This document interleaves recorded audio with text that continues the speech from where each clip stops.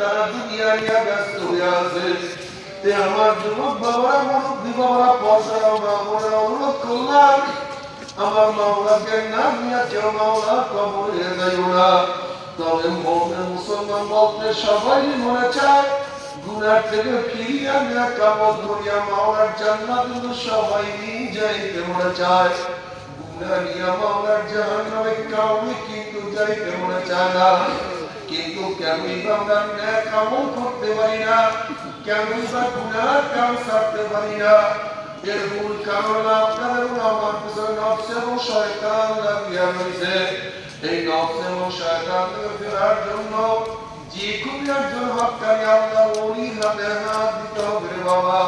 খবরদার বর্তমান জামানায় পৃথিবীতে ভেজাল, ব্যবসা, দলাদলি, হিংসা, হাসাদে পরিণত হয়ে গেছে। সমস্ত আল্লাহর